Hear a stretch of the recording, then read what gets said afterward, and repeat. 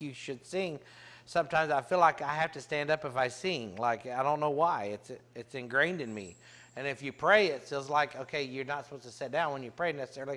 You're supposed to stand up. So if you do those things and you do them often in church, then you're kind of sitting and standing. And so I don't know how else to do that. So, and I think I heard like in Bible times, the speaker used to sit down, and they would sit and read like the scrolls, and all the people would stand up while we.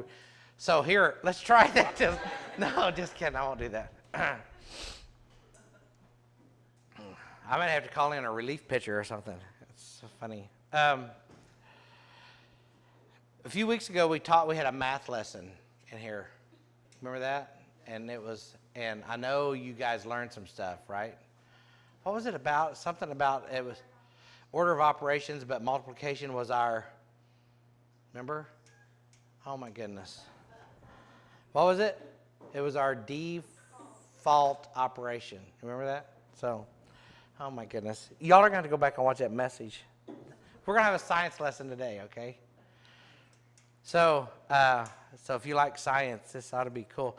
And you actually probably know more about this stuff than I am, or I do. I wasn't real big in science. It was kind of, I like to think about things, but man, some stuff is just on another level. And we're talking about DNA today, so that's kind of on another level. Okay, Psalm 139, 13 through 18. Let's read that.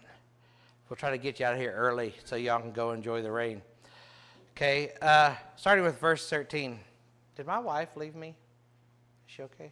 Okay, all right, just making sure she wasn't done with me for a while. All right, verse 13. For you created my inmost being. You knit me together in my mother's womb. If there's any abortion advocates in here, these verses right here might stump you a little.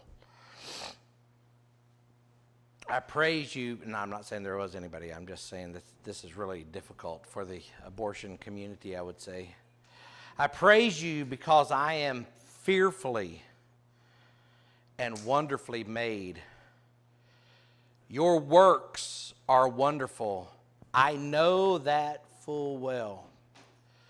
My frame was not hidden from you when I was in the secret place, when I was woven together. I want you to remember that verse right there. When I was woven together in the depths of the earth. Your eyes saw my unformed body. All the days ordained for me were written in your book before one of them came to be. How precious to me are your thoughts, God. How vast is the sum of them. Were I to count them, they would outnumber the grains of sand. When I awake, I am still with you. I want everybody to raise their right hand right now. This is one of those really serious things that I need you to do. And I want you to repeat after me. I promise I will go read Psalm 139. All the verses. Today. It's not very long. If you ever want something to read that goes, okay, God, are you really interested in me? I want you to go read Psalm 139. He knew us and had a plan for us before we were even formed.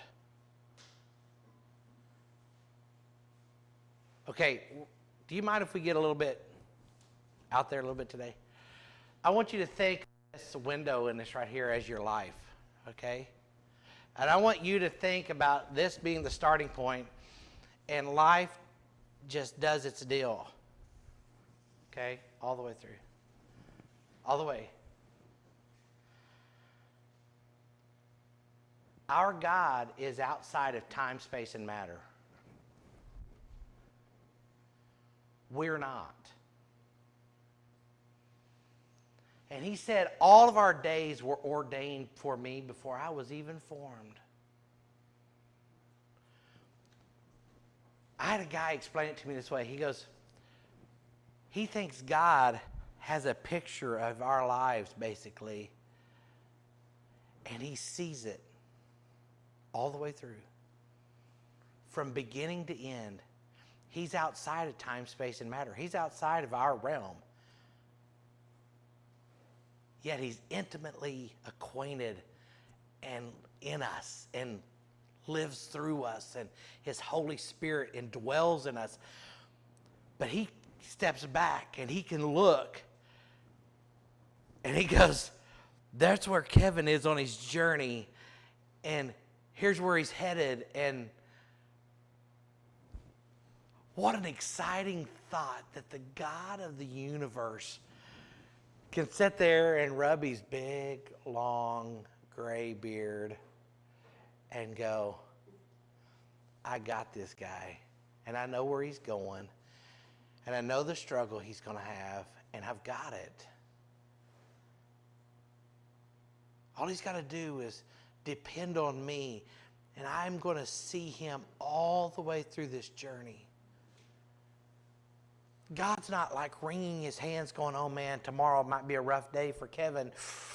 Oh no, he sees it, man. He sees it all. He knows it all. This God created us, and he knew, it says, we were fearfully and wonderfully made. God built us. That is a similarity that we share. That is a similarity that we all share. Whether you agree with it or not. If you want to go with the whole Big Bang, there was an explosion. That'd be like an explosion in my garage right now, and a big, huge explosion, and I walk out there, and there's a 1964 and a half candy apple red convertible Mustang sitting in there because of the explosion, and it went just right. Yeah, I know. If he does that, I'm going to be happy. Like, that would be good. But that is one of the similarities, and we have several similarities, but we also have differences. We all have the same body parts and most things, fingers. Everybody has 12 fingers and toes. 10, most people. Eldon's is just really long. It seems like they're 12. Okay, but we mostly have, we're born with 2 ears and 1 mouth, which is crazy. We're supposed to do twice as much listening as we do talking, apparently, but we don't do that.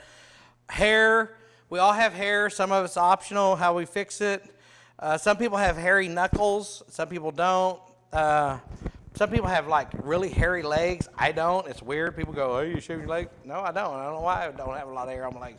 It's kind of cool because the Wolfman deal is not that cool. We all have teeth, most of us, unless we got them knocked out.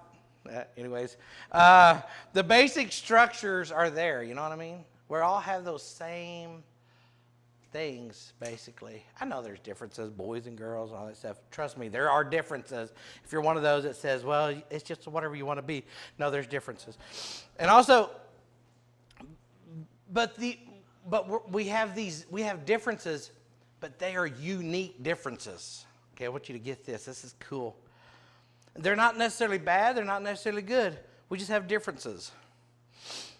Here's where it gets cool. Well, all that stuff about God loving us and building us, and all, that's really cool too. So don't think I was taking away from that. Those differences, though, come from a 4-letter code in our DNA.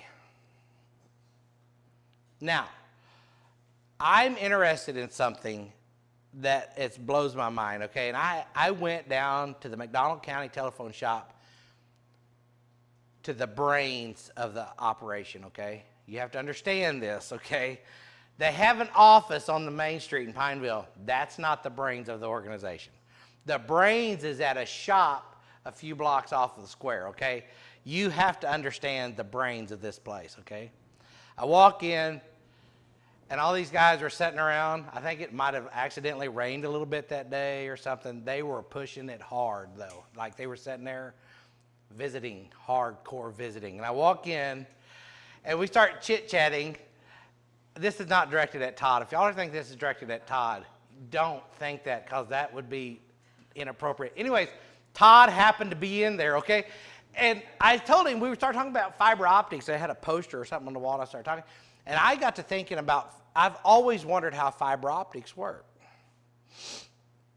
Now, understand this. All computers are programmed with two numbers, 0 and 1. It's called a binary code. Everything that you see on your computer screen, and if I get this wrong, any of my nerd friends, not talking about you, Kyle, of course, anybody that knows anything about computer, it's all seriously, it's all zeros and ones. And how they arrange it, that's what shows up in your program. Well, fiber optic cable, you have these massive cables with these tons of groups of 12 cables inside, and then another group of 12 inside, and then you get actually to the fiber optic part, and then you get down to this nitty gritty thing, and it's glass. It's glass. And you can bend it. And like light will come in here, and you can bend it, and light will go and follow the curves. And okay, that's not getting anywhere with you guys. Have you all ever shined a flashlight and it went and then around the corner? No. I mean, light don't do that right there. So they use glass, which they're bending. How many of y'all have had something glass? Maybe I should have brought a window in here and went like, let's try to bend the window. It won't work. But they use glass, and it's in there, and it can go and follow. And they send like colors of light, right, Todd? Colors of light. Wavelengths. And those wavelengths travel so fast that they've created this fiber optic cable that it can do so much more, but the equipment on the ends, they don't have enough knowledge on how to make the equipment on the ends send and retrieve it faster. Is that right? I mean, that's what's holding us up in our modern day. Isn't that crazy? They've got the cable that can do this, and all these conversations on all these wavelengths of light, just gazillions of bits of information, and then when it comes out, it spits it out into like zeros and ones, right? And then you're like talking on the phone, so your voice went, hello, how are you, Beverly in Chicago? And it goes, and it goes in, it goes out, and then goes down this fiber optic cable and zings it all, and like comes out and spits it out, and you're like, I'm great, you know, we talk. It's nuts. Do you realize how crazy that is? We have a code, and it's not a binary code, it's 4 letters. Okay, it's this 4-letter code. It's a DNA 4-letter code. You want to know what DNA is? I'm glad you asked. You wanted to know, right? Let's watch this video. DNA is the instruction manual for how to build life. From animals to plants to humans, it defines us all. Information is stored in DNA using 4 types of molecules, which come in pairs. We have billions of these pairs. DNA folds itself into paired packages called chromosomes, which are stored in the nucleus of cells. Each species has a different number of chromosomes. Humans have 46 chromosomes, which contain our genes. Genes act as instructions for molecules called proteins. In humans, genes vary in size from a few hundred DNA bases to more than 2 million bases, and we have an estimated 20,000 to 25,000 of these genes passed during reproduction. reproduction. Each person has 2 copies of each gene, one inherited from each parent. And most genes are the same in all people, except for a small number of genes being slightly different. These small differences contribute to each person's unique physical characteristics, varying from height, color, and personality traits. Some genes are dominant and some are recessive. Dominant genes are more often expressed as observable characteristics, while recessive genes are often masked by dominant genes. The recessive genes are expressed when inherited from both parents. So, there's your little touch of DNA. Verse 15 says, "My frame was hidden from you when I was made in the secret place, when I was woven together." And I never thought about this. I think that sounds like DNA to me. That's who we are. There's this article, it's a web article. It said the DNA in your cells is packaged into 46 chromosomes in the nucleus. As well as being naturally a helical molecule, DNA is supercoiled using enzymes so that it takes up less space. Try holding a piece of string at one end and twisting the other. As you twist, the string creates coils of coils, and eventually coils of coils of coils. Your DNA is arranged as a coil of coils of coils of coils of coils. This allows the 3 billion base pairs in each cell to fit into a space just 6 microns across. I'm pretty sure that's not like something I can do like it's this wide, okay? As soon as I did that, it was way too many. Our DNA was twisted and formed, and it makes me think God was talking about that in verse 15. If you stretched out our DNA from one cell, it's about 2 meters. A meter is a little longer than a yard, and there's 3 feet in a yard, so 2 of those would be a little over 6 feet. So one microscopic cell, if they pulled your DNA out, it would stretch taller than most of us are. If you multiply that by the approximate 10 trillion cells in our bodies, our DNA would be long enough that it would be twice the length of, what do you think it is? He said to the moon and back. What do you think? Sun and back. Twice the length of our solar system.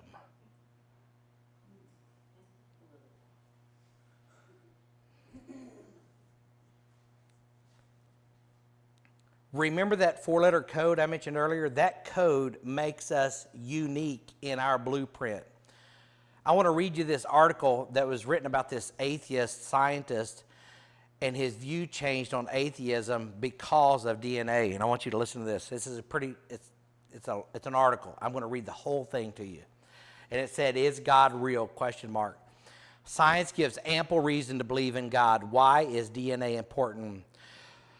British philosopher Dr. Antony Flew was a leading spokesperson for atheism, actively involved in debate after debate. However, scientific discoveries within the last 30 years brought him to a conclusion he could not avoid.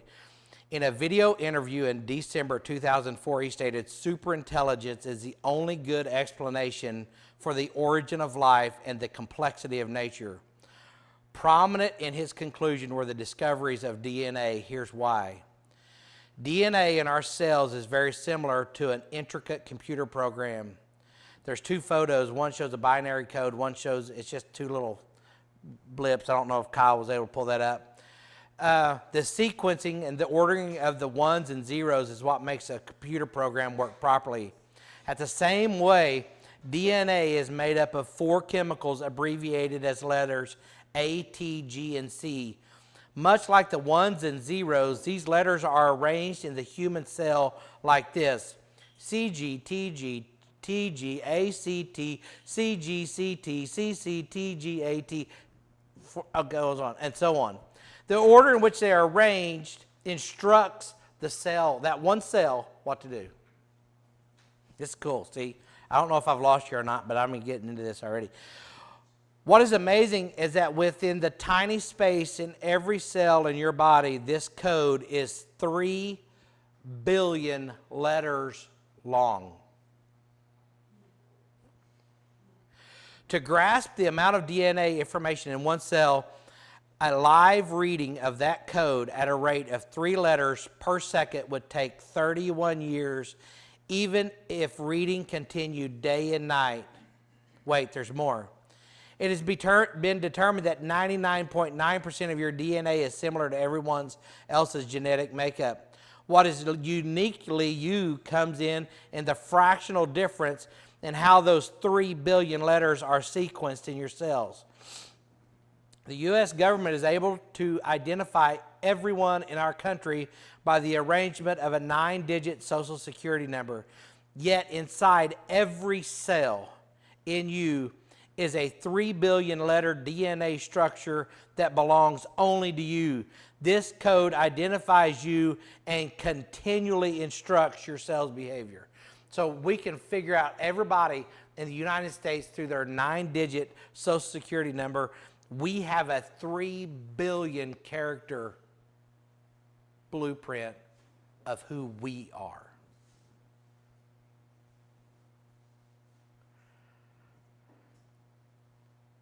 You can see why DNA is important. Dr. Francis Collins, director of the Human Genome Project that mapped the human DNA structure, said that one can think of DNA as an instructional script, a software program sitting in the nucleus of a cell.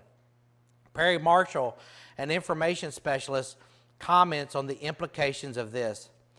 There has never existed a computer program that wasn't designed, whether it is a code or a program or a message given through a language, there is always an intelligent mind behind it. So a computer doesn't program itself. Someone has to program it. There's an intelligent form behind it. Just as former Dr. Anthony Flew questioned, it is legitimate to ask oneself regarding this 3 billion letter code instructing the cell, who wrote this script? Who placed this working code inside the cell? It's like walking along the beach and you see in the sand, Mike loves Michelle. You know the waves rolling up on the beach didn't form that. A person wrote that. It is a precise message. It is clear communication. In the same way, the DNA structure is a complex 3 billion lettered script informing and directing the cell's process. How can one explain this sophisticated messaging coding residing in our cells? President Clinton, he said something really cool at least one time in his life. Listen to this. I didn't say he didn't say it more times. I said at least one time. On June 26, 2000, President Clinton congratulated those who completed the human genome sequencing. President Clinton said, "Today, we are learning the language." This is so straight up awesome. He didn't say that. I said that. I was adding emphasis to what President Clinton said because he needed some help. Today, we are learning the language in which God created life. We are gaining ever more awe for the complexity, the beauty, the wonder of God's most divine and sacred gift. Dr. Francis Collins, director of the Human Genome Project, followed Clinton to the podium stating, "It is humbling for me and awe-inspiring to realize that we have caught the first glimpse of our own instruction book, previously known only to God." When looking at the DNA structure within the human body, we cannot escape the presence of intelligent, incredibly intelligent design. According to the Bible, which is itself incredibly complex, God is not only the author of our existence, but He is the relationship that makes our existence meaningful. All the intangibles in life that we crave, enough strength for the situation, joy, wisdom, and knowing we are loved. God alone give those to us as we listen to Him and trust Him. He is our greatest reliable guide in life. Just as He engineered DNA to instruct a cell, He offers to instruct us to make our lives function well for His glory and for our sake, because He loves us. Why is DNA important? It's one more proof for God. He designed our body. He can also be trusted to design your life.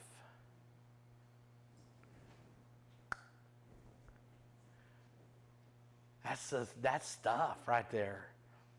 That's the goodies. We truly are incredibly made by a supreme creator that is beyond our comprehension. He truly formed us out of dirt and created us in His own image and then breathed into us the breath of life. We have similarities, lots of similarities, but we have these crazy differences. That 3 billion letter code says, hey, you get to be tall and you don't get to be tall. You get to have dimples, you don't get to have dimples. One thing for certain, and here's what I want you to get. We are all unique. With that said, the wonder of wonders, this living flesh, that thing that you walk around with all day called you, that thing you look at every morning in the mirror, is yours. And basically there's one rule that comes with that. That is what you and I have to do life with. That 6 billion letter code is what you and I do life with. It's not a relic. It isn't something that we put on a shelf and keep for a rainy day. It's who we are. It's what we get out of bed every morning with. Listen to this. Paul said these things. Hebrews 12:1 says this. Therefore, since we are surrounded by such a great cloud of witnesses, let us throw off everything that hinders and the sin that so easily entangles, and let us run with perseverance the race that was marked out for us. We have to do life. And this is the vessel that we're doing life with. This one's mine. I know there's people that are envious of this flesh. I mean, seriously, what not to like about it, right? My nice shiny head, my kids come up and they tap me on the head at school and they go, "Did you get a haircut, Mr. Jackson?" And I'm like, "I got a haircut." Yes, it's awesome. We have to do life, and this is the thing. You're unique. I'm unique.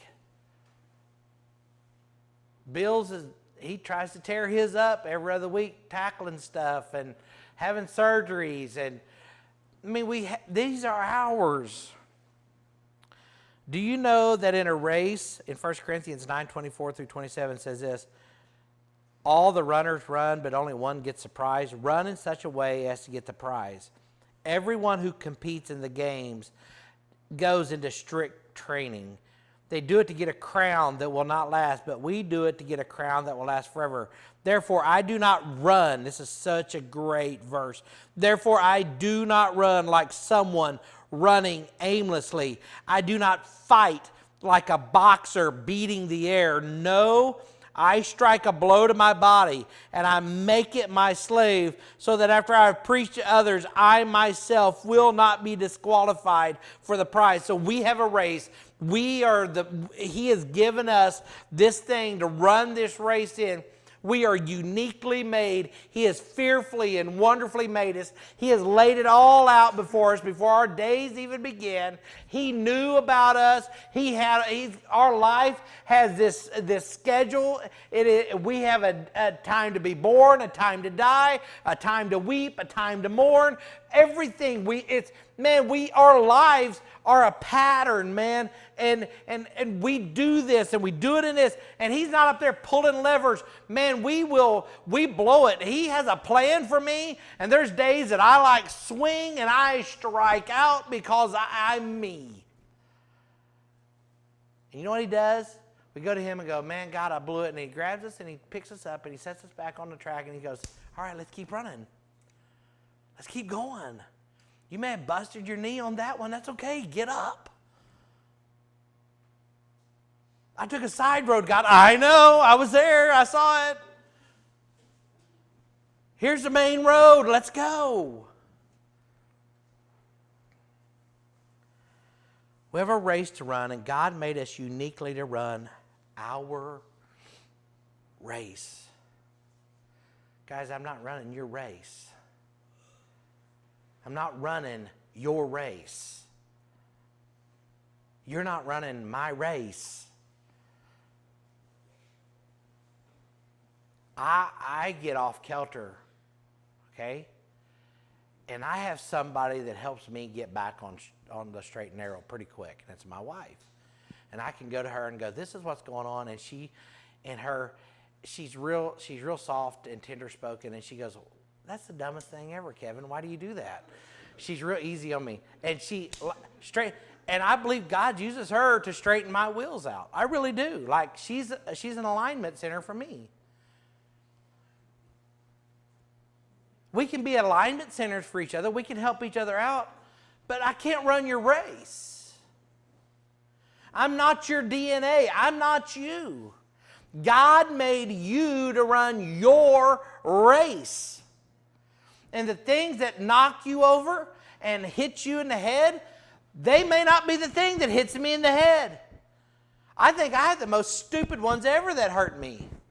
And it frustrates me. Sometimes I want a cool thing to happen that knocks me over. Yeah, man, whatever. I don't get those usually. I get the stupid stuff. It's my race, so you don't want my stuff. God built us specifically to run our race.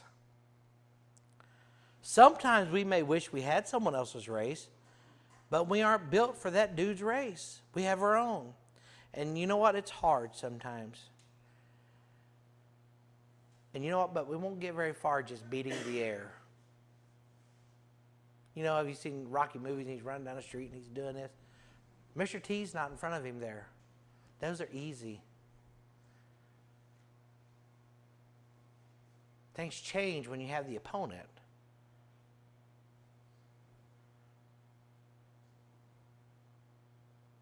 We have to condition ourselves. We can get our earthly vehicles to be our slaves to accomplish and succeed at God's plan for our lives. You don't believe it can be our slave? It says, beat your body and make it a slave. And that tells me that the flesh doesn't have to override the spirit. We don't have to be a slave to this thing. We can beat it into shape. It says it. I didn't say it. 1 Corinthians 9, 24 through 27 says, I strike a blow to my body and I make it a slave so that I have preached to others. I myself will not be disqualified for the prize. We have to work at this thing. We don't just roll out of bed with our 30 trillion cells with all the DNA that stretches 2 lengths of our solar system and go, you know what, I'm just going to do life.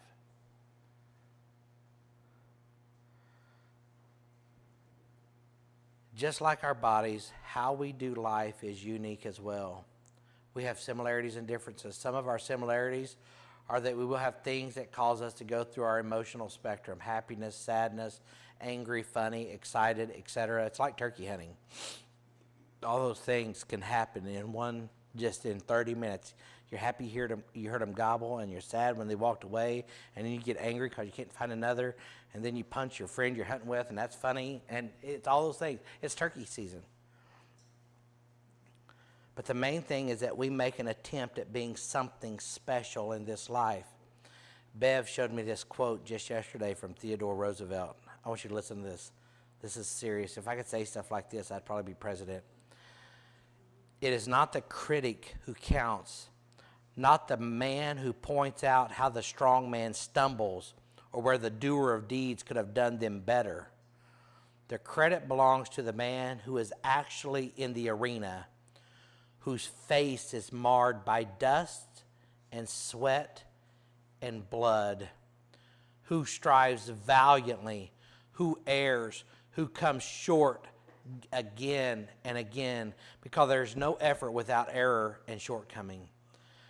But who does actually strive to do the deeds? Who knows great enthusiasm, the great devotions? Who spends himself in a worthy cause? Who at the best knows in the end the triumph of high achievement? And who at the worst, if he fails, at least fails while daring greatly? Far better it is to dare mighty things, to win glorious battles or glorious triumphs, even though checkered by failure, than to rank. This is so good. Then I want to read that again. Far better it is to dare mighty things, to win glorious triumphs, even though checkered by failure, than to rank with those poor spirits who neither enjoy nor suffer much, because they live in the gray twilight that knows not victory nor defeat.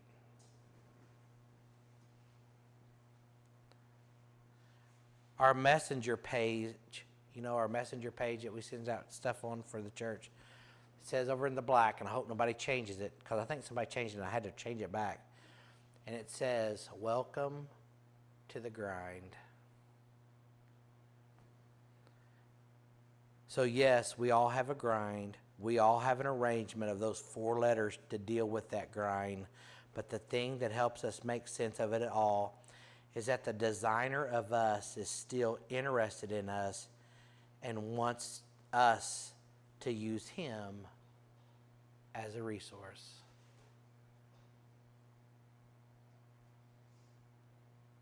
When you walk out of here today, I want you to carry your 6 trillion cells with you.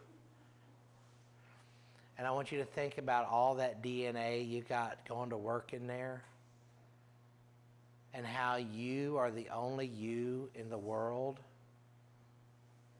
and that you have a plan, and that is to follow God's design for you. Because you're the only one that can do it like you can. The only one.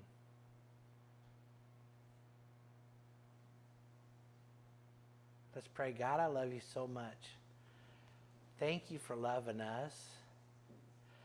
God, thanks for this crazy way you put us together. When I hear things like what I've read today, and it's nuts, God, how crazy we are designed, and how we have so much intricacies, and how you built us and you put us together and you formed us in our mother's womb, and man, you fearfully and wonderfully made it. And I'm not even sure what fearfully means, but it sounds to me like you were pretty serious about it. You put some extra go-go juice in us, I think. It's like you got us figured out, God, in a way that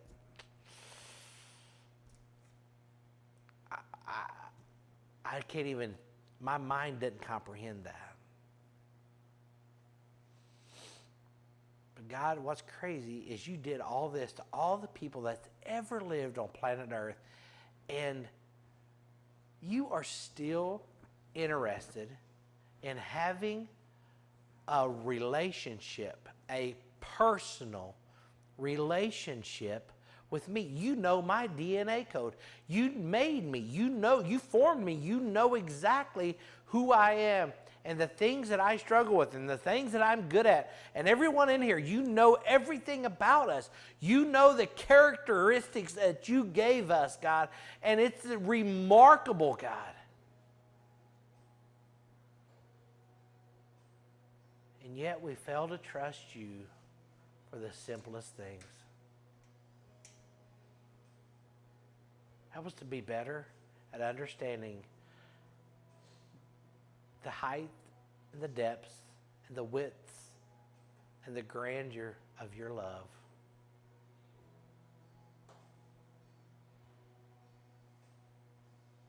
Because God, it's there. And just like my wife would say, why would you not take it? Thank you for caring about us, loving us. In your name I pray. Amen. Have a fantastic rainy day.